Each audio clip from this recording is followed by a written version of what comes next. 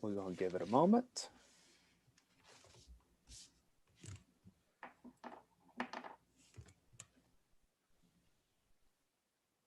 And with that, we are live on YouTube. Hello, everyone, and welcome to Around the League from UGAsports.com, coming to you an hour earlier if you're watching us on YouTube. So we appreciate you doing that. Guys, we've got a really packed slate of SEC football games, making up a bit for a lighter slate last week. As we start every show, we need to update our standings. We do 3 picks every week. And Brent, you did the thing you shouldn't have done, and it cost you. So you were 1-2, and Coach and I were both 2-1 last week, and it came down to the Auburn game, correct? Mm-hmm. Yes. You trusted Lane Kiffin. I'm sorry. Yeah, we were fortunate to win, though. I mean, seriously. We probably should get a half point for that, but that's not how it works, Coach. Very much so. Very much so. SEC refs. Current pick standings, Brent and I are tied in the lead at 10-5, and Coach, you are 9-4. So here we come, Brent.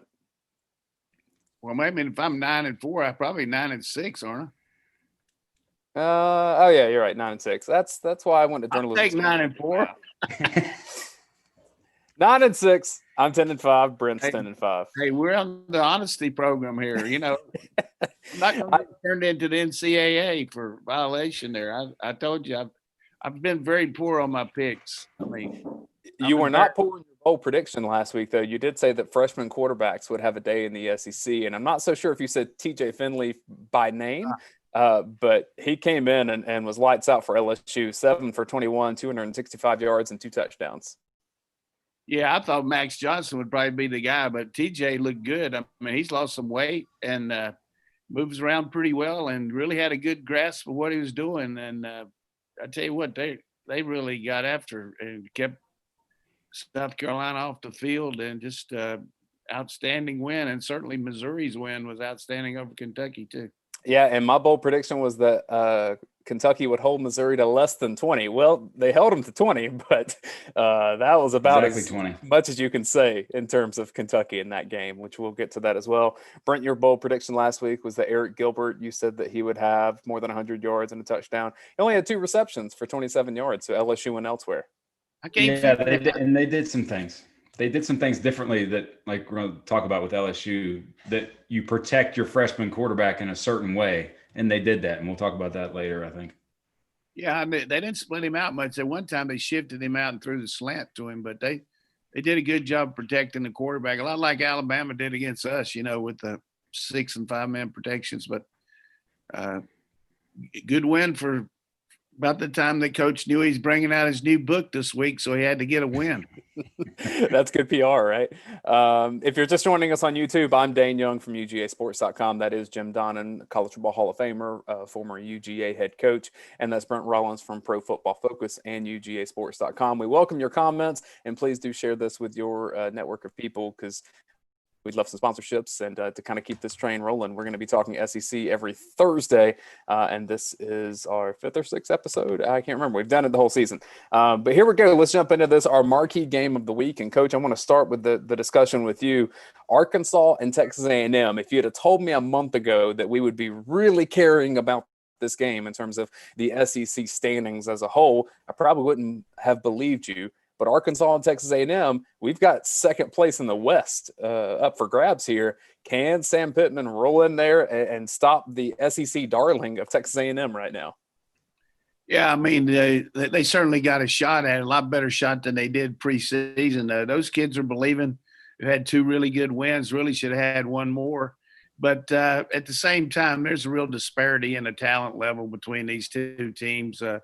Texas A&M's won 9 straight in the series. Several of them been nail biters. A lot of them were actually overtime games. But I think, you know, the reality is A&M probably Jimbo Fisher's probably glad that this team has won those 2 games, because they're not going to sneak up on A&M. I think A&M's got too much firepower for them. They're really getting their running game going. And Brent, even though he's got his Kentucky colors on, has brought out the fact that Mon needs some help, where he can't have to win the game by himself. And now with this running game, and their defense has just enough pressure on it to get after Franks. It's just going to be a case of for this team to win Arkansas, the other team's got to help them. Turnovers, penalties, things like that. I mean, they just don't have enough at this point, but they really are going to jumpstart their program with those 2 wins, and their recruiting is going to be good. And they're going to change this program around a lot quicker than everybody thought they would. Brent, I totally didn't get the whole Kentucky reference, the blue shirt reference there. That was bad job by me, but oh well. I just picked one out of the closet. But you know what Coach is saying is true. And what's interesting about it is, especially with A&M and Kellen Mond, is the less is more. When you look at Kellen Mond over his 4 seasons at A&M, he's had over 400 yards of what we call sort of direct called quarterback running plays each of the last 2 seasons. He has 31 of those right now.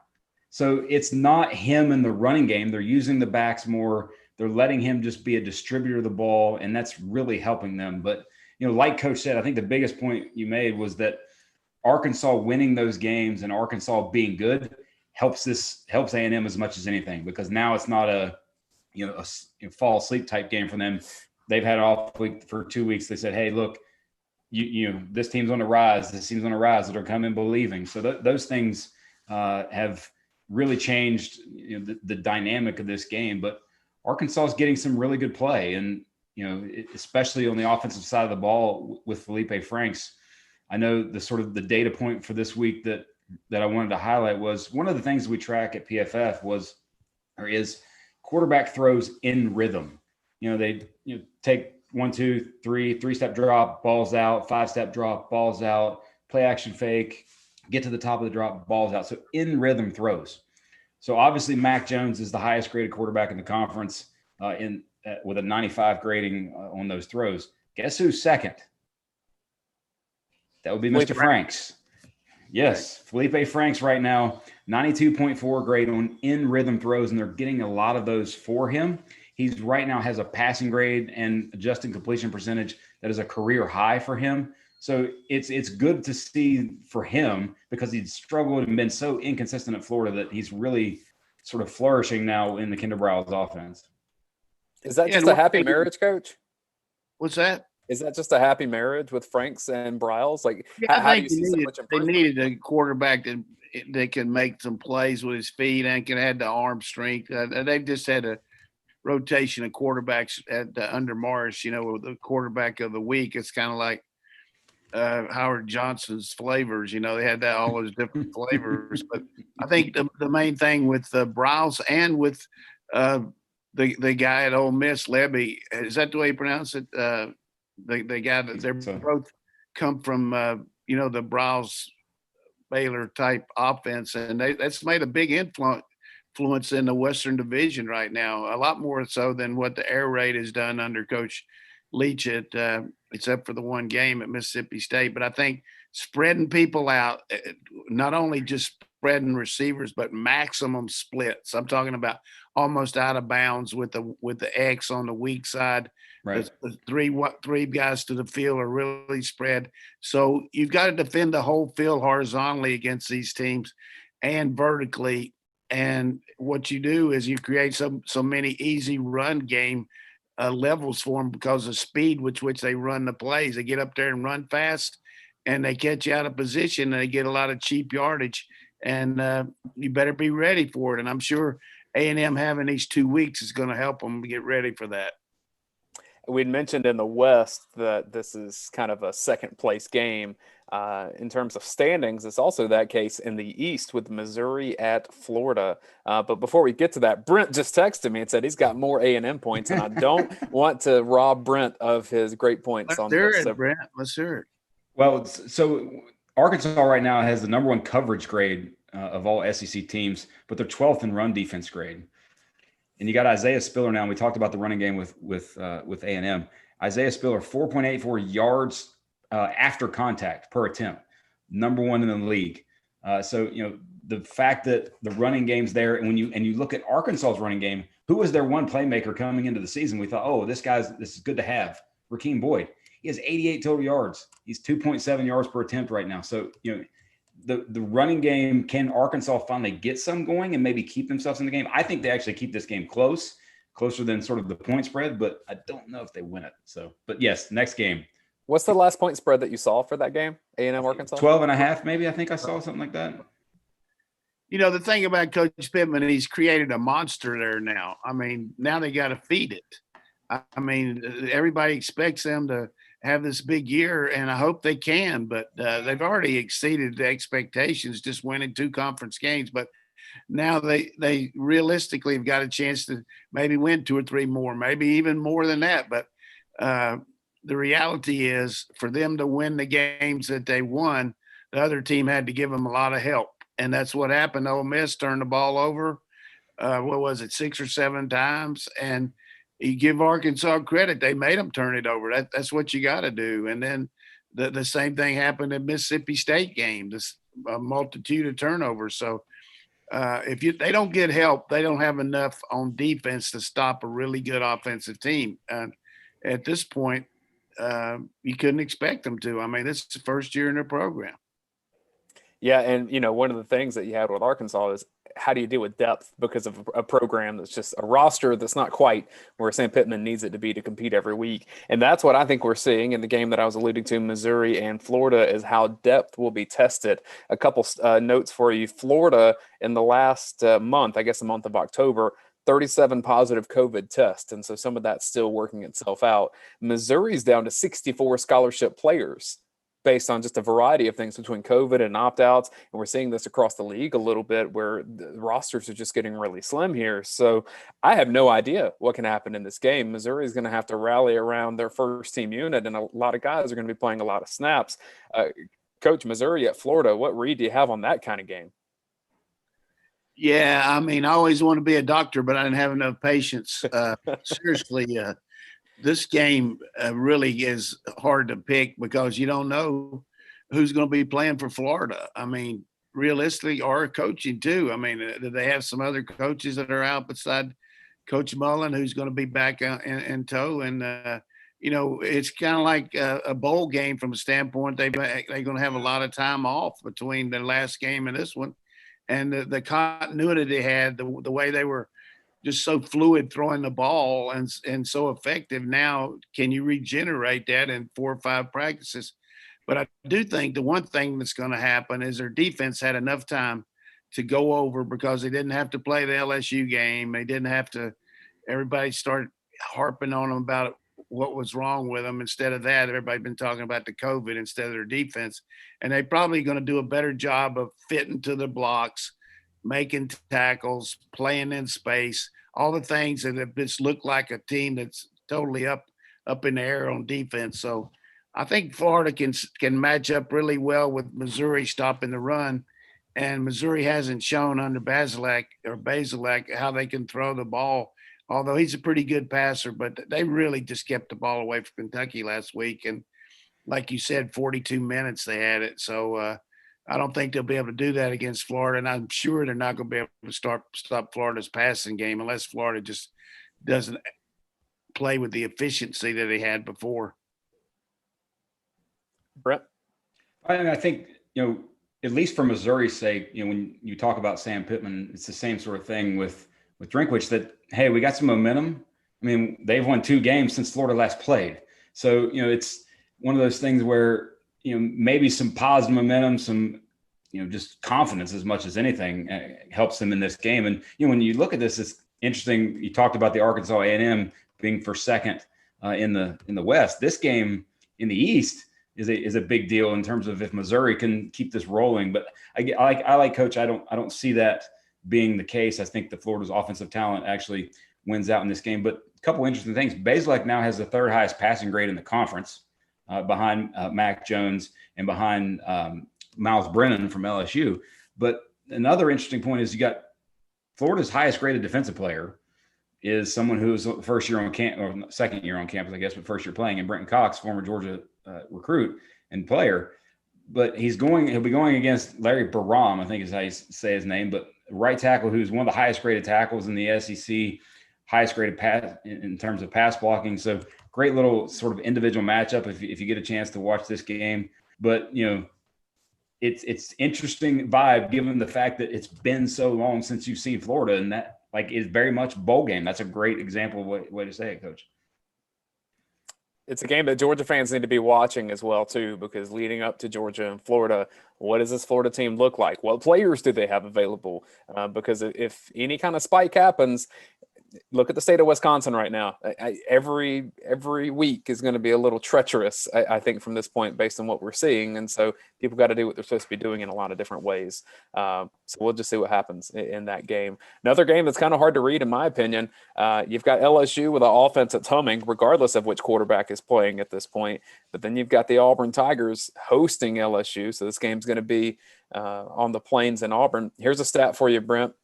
LSU leads the SEC with 7.5 tackles for loss per game, also 3.5 sacks per game, also leading the SEC against Auburn's offensive line that's been struggling. Very much. Indeed. Indeed. And true freshman BJ Ojulari is a big part of that. But you called it last week, and you were actually 100% spot on. If there's a game for your offense to get right, it was playing against Ole Miss. That was Bo Nix's second I think he had a 90 point something grade, high passing grade in that game, or right at upper 80s or right at 90. It was the second highest game of his career in terms of a single game grade. We had talked about his completion percentage hadn't been over 65%. Well, he was at 77% in that game.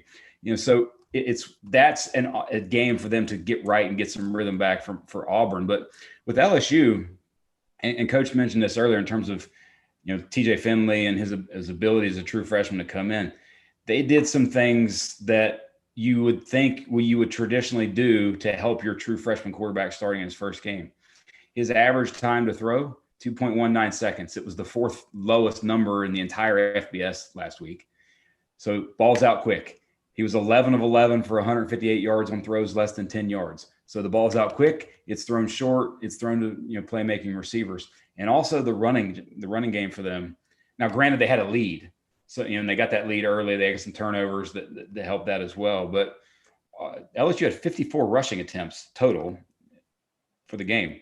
They haven't had that many attempts in a couple of years, let alone So they've obviously transitioned into more of a passing team. So true freshman quarterback. Helped him out greatly. I think you're going to see a lot of that again this week. And the key is they have skill on the outside with Marshall, Gilbert, Emory as a running back that's starting to sort of become something of a playmaker for them. So and I think this is the lowest point spread of the week. I think it's like 2.5, 3. So very much an intriguing game, at least fun game to watch.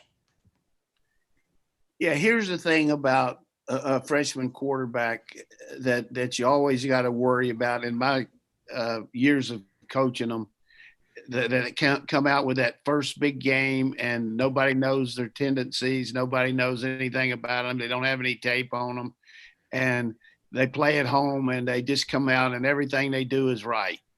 And then they go on the road the next week after everybody's on campus, all these national pundits talking to them about how good they are. Now, is he going to be the next quarterback? Is he going to jump in there for Brennan? How's it going to be? How's he going to react to that? Is he mature enough to understand that game's over with? Now you got to prove yourself against a defensive coordinator, a veteran coordinator that's going to look at everything you did the week before. And he's going to really try to mix him up with confusion with all kind of looks that he does. They did that last year against Joe Burrow. They walked into their coverages the whole game, and they waited to the last second to show them, and they did a pretty good job. Although it was in the rain, they did a good job of defending against Burrow as anybody. Coach, watch your mic. I think your hand's over the mic. Can he react to that? Can TJ do it on the road? And can Nix handle success too? Because, he's been under the gun here for about 3 weeks, and he really reacted very favorably. Now, how's he going to do? He's been pretty good over the years. When he's good, he's really good. Bad, he's had some bad outings. So whichever of these quarterbacks takes care of the ball, they're both going to get good running games with those backs, and which one's going to react to everything. So this is a pressure-packed game for both coaches because you lose this one, now you're looking at you both still got to play Alabama too. The best thing that's happened to Bo Nix is Tank Bigsby. And despite what I said about LSU's pass rush and their tackles for loss, most of that's been happening on the edges.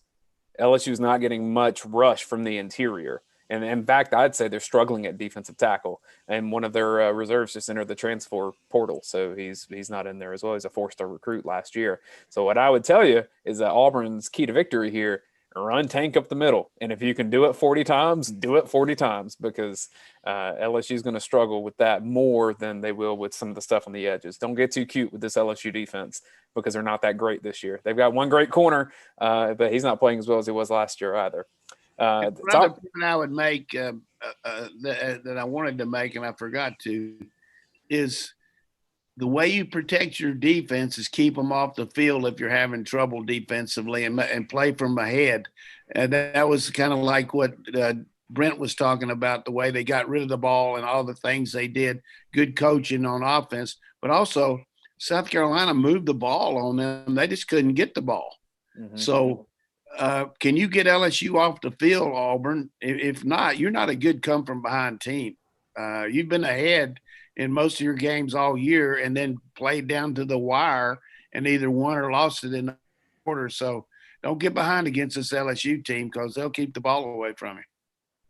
We had mentioned team attrition, and I don't know if it's happening more anywhere than Mississippi State with whatever's happening with Mike Leach in that program. 7 players, including Colin Hill, leaving the program within the last 2 weeks. So I wouldn't expect them to be that competitive with Alabama. But Alabama's got a bit of offensive identity defined here in the sense that I texted this to Brent earlier. 28% of Alabama's receiving yards, 20% of the receptions, and 33% of the receiving touchdowns now out for the season in Jalen Waddle. You just don't replace that kind of production, even at a place like Alabama. Coach, it's probably a good week for Alabama to get an opponent that's struggling because I think that the offense is really going to have to retool to figure out what to do without Waddle. Yeah, exactly. You just can't there's no way you can replenish that kind of production, even though you got really good players, because what it does now is it allows you to really focus a little more coverage on Smith and put some extra eyes and ears on him as far as listening to the calls, as far as watching where he is, doing everything predicated around that, and maybe do a little bit better job on the run game now. Because even though these other receivers are going to do a good job, they just don't take your breath away like this guy does every time he touches the ball. And the other thing is about Mississippi State. I got a lot of respect for Coach Leach. I thought it was a good hire. But at the same time, this team's been to bowl game the last 10 years under 2 different coaches.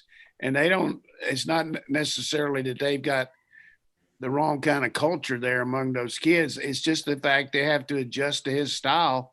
And so I think he needs to realize a little bit it might be some of him and not just all those guys too. You know what I mean? Because it's not their fault that the coaches have left, that Mullen took a big job, that Moorhead got fired. But they did win 10 games, they did play in 10 bowl games and had a team that was ranked as high as number 1 in the country one year under Mullen. So I'd be careful about talking about these kids. That's just my advice right there. I mean, I don't think they got a bunch of turd kids there in their program, excuse the language. I think it's just a case of things aren't working out as good as they thought it would, after that first win. And maybe some of these kids realize that maybe this is not the cup of tea. They weren't recruited by this guy and they're going somewhere else. Brent, I know you love Mike Leach. It's got to be a little tough to see what's happening so far this season. Yes, very much so. And Coach hit the nail on the head. It's an adjustment.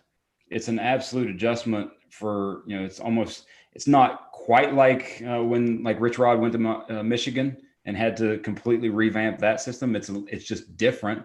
And it's a learning process. And he's kind of a set in his ways cat in terms of how he behaves and how he coaches and how he runs his offense. So it's very interesting to see how it's going down there and the just sort of negativity that's surrounding. With Alabama though and Waddle, there is no other Jalen Waddle. We know that, and I think if Where is that going to come up? It's going to come up in the SEC championship game. It's going to come up in the playoffs, things of that in those situations against the best of competition. I think they're going to be fine for the remainder of their schedule. What are you going to see? With no Waddle, you see more running back targets. Najee Harris had 7 targets as a receiver this past weekend. He had 7 in the previous 3 games. Then you see more of Mechie. He caught 7 of 8 targets. And then also you get to know a guy by the name of Slade Bolden, who is very good name and very much compared to Julian Edelman. He was a high school quarterback, sort of a Wildcat type high school quarterback, 5'11", 190 pounds, slot receiver, very similar build. So he caught 6 of 7 targets for 93 yards. So it is that next man up mentality, but you're going to see some adjustment for them. But the big key for them with Waddle and missing Waddle for the rest of the season is later in the season, not necessarily, I think, for the remainder of what they're going to do for the regular season. Yeah, let me ask both of you a question here.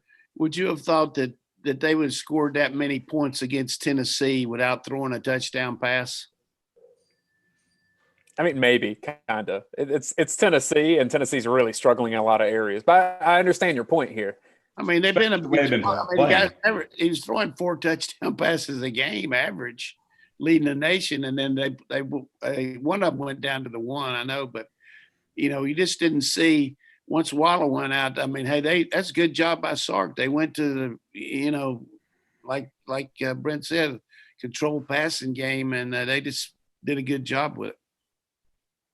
Well, and plus, when you have a guy like Najee Harris, it allows you to transform your offense in a situation like that. And I'll go ahead and allude to my bold prediction for this week, and that's that Najee Harris is going to have career highs in 3 or 4 categories, receiving and passing, because I think he's been going – he was already a focal point of the offense, but I think he's going to be more so now. I think rather than the Smith and Waddle show, this turns into the Smith and Najee show. Yeah, I mean, the big point is – how much is he going to play? I mean, they got to look at protecting him a little bit too. That Robinson kid looks pretty good, doesn't he? I mean, so that's a good bold prediction. I like it. They still have Trey Sanders back there as a reserve. That is a guy that very talented at high school, coming off the ACL last year. A guy that Georgia wanted in recruiting, and so I think you'll see Trey Sanders get more carries as well in this middle part of the season. If you go to the cellar dweller game of the SEC this week, it is Lane Kiffin, fresh off a fine from the SEC. Interesting thing to me is that Ole Miss is playing its 6th game this weekend. Vanderbilt only playing its 4th. And so these numbers are a bit skewed. But Mississippi's defense, Ole Miss is giving up 45 points per game. Vanderbilt is scoring 9 points per game. What gives, Brent? Like you said with Bo Nix playing Ole Miss's defense, I think it'll be good for Ole Miss's defense to play Vanderbilt's offense. It's just not that good.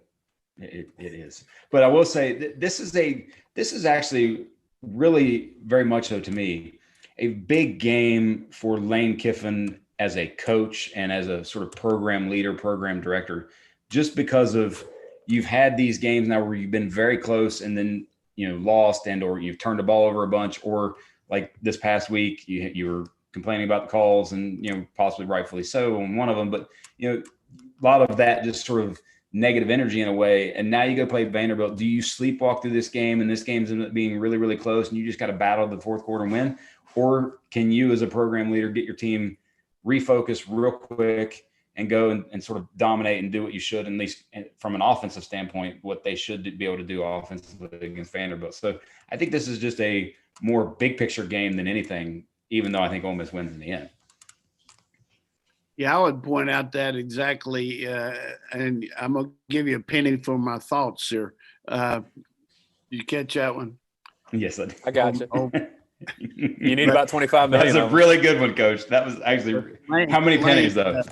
Lane's 1-4, and his big win was over Kentucky, but he lost to Arkansas, which is and of course everybody thought he'd lose to Alabama, but I think he certainly got that program.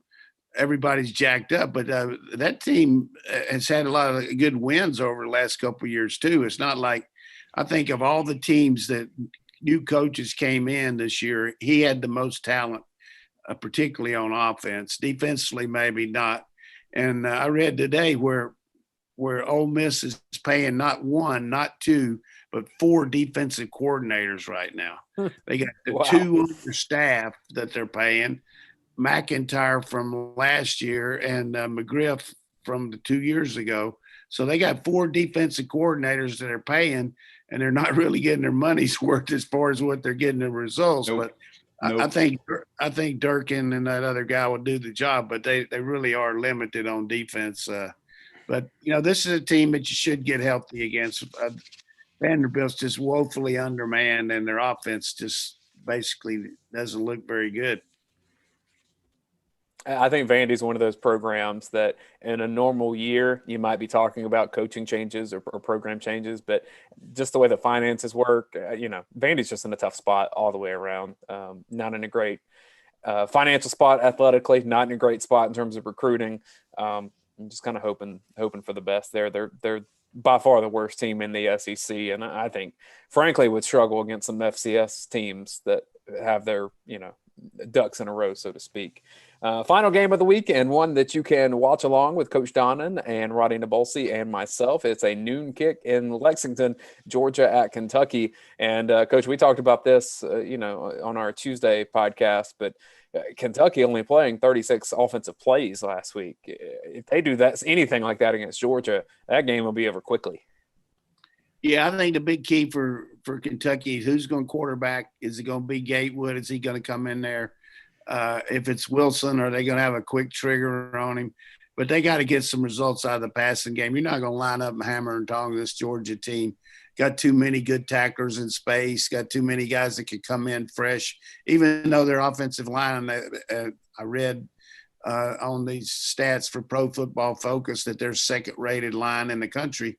But I think it's going to be a case of you got to generate some offense, and then, defensively, I think Georgia's going to use that same approach that Mizzou did: line up and hammer and tong them, get after them, and use more play action pass and put Bennett on the corner.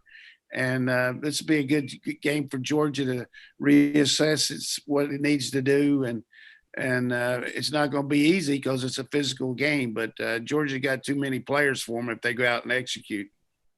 Brent, Kentucky seems like one of those, I don't want to compare it to their kind of basketball teams, but you see those basketball teams that are trying to win 52-48 and just kind of run out the clock and use every bit of the shot clock. Maybe Mark Fox-esque. Yeah. If Mark Fox was coaching football, it might be these Kentucky Wildcats. Do the stats bear that out? Yeah, and then you look at the last 3 games, they've only averaged 200 yards total of offense per game. So it's very much a struggle for them offensively right now, and it's just hard. You can do that like last year. You could do that when it was new and fresh, and you had such a weapon playing the quarterback position from a running threat in Lynn Bowden. But now it's a little different. You don't have the true weapon that he is in the running game, and you just have to have some success in the passing game. But this game is a just great watch game for me, from the sense of it was a perfect time for the bye week for Georgia last week. I think to reset, recalibrate, especially offensively, go work on some of the finer details that they've been missing over the past few weeks. And, what looks different? How do you get your quarterback into a rhythm? Because there's only one game where he's completed more than 65% of his passes in the 4. And, when you look at the totality of it, I looked at some of the numbers. When you compare Todd Monken through 4 games with James Coley from a season ago, and then Jim Chaney as a coordinator, in terms of the amount of throwing that they're doing, they're increasing their percentage of pass. They're increasing their percentage of passing on first and second down.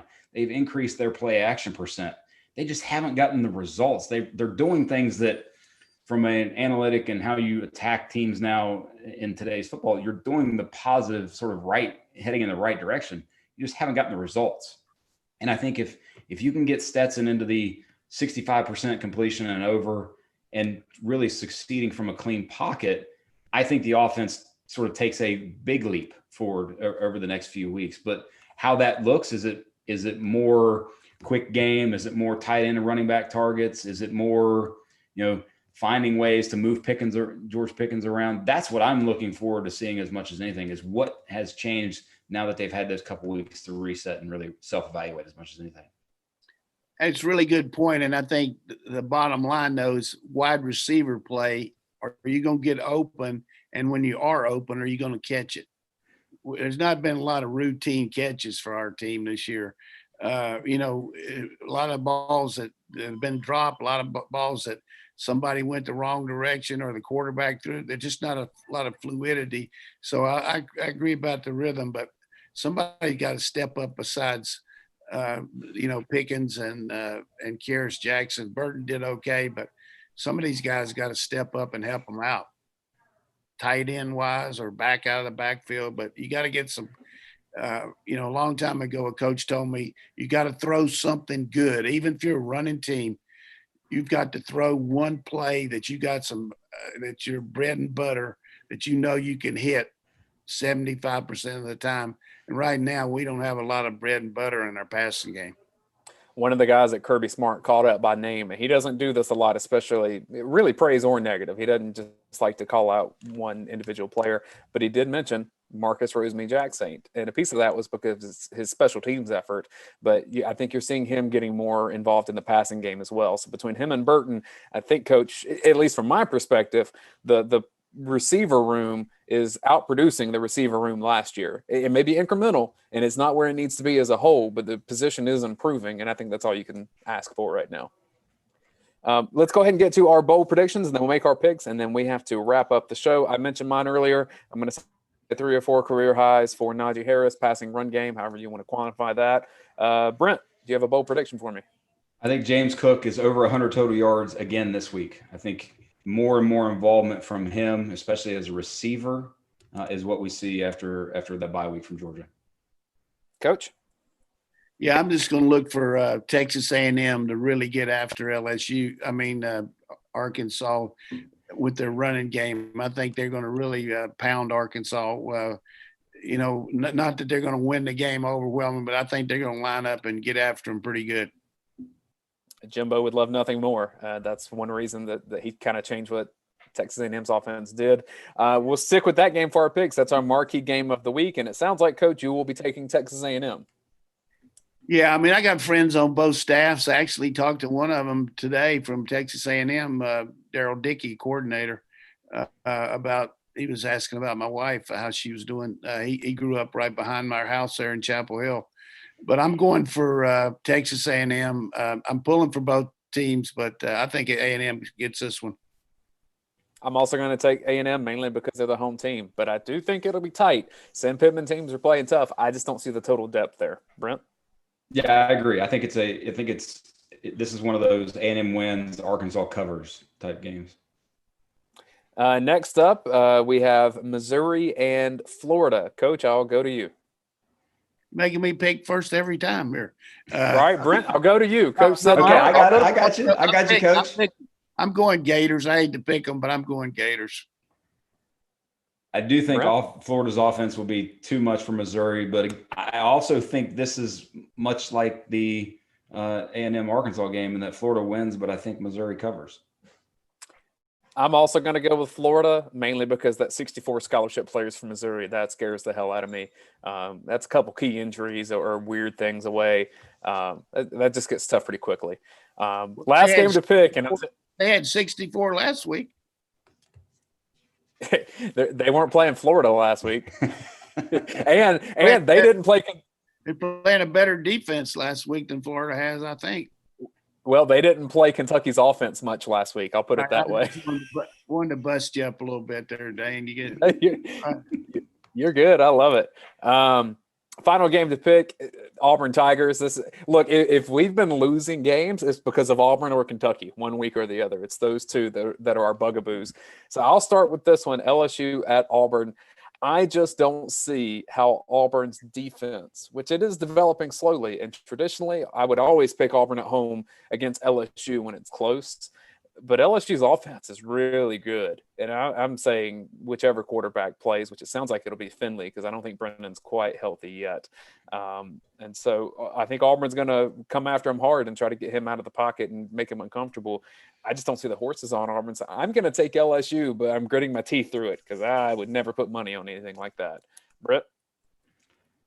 I don't know. I've been sort of back and forth in terms of how I want That's your pick? I don't know. how I want to go with this game.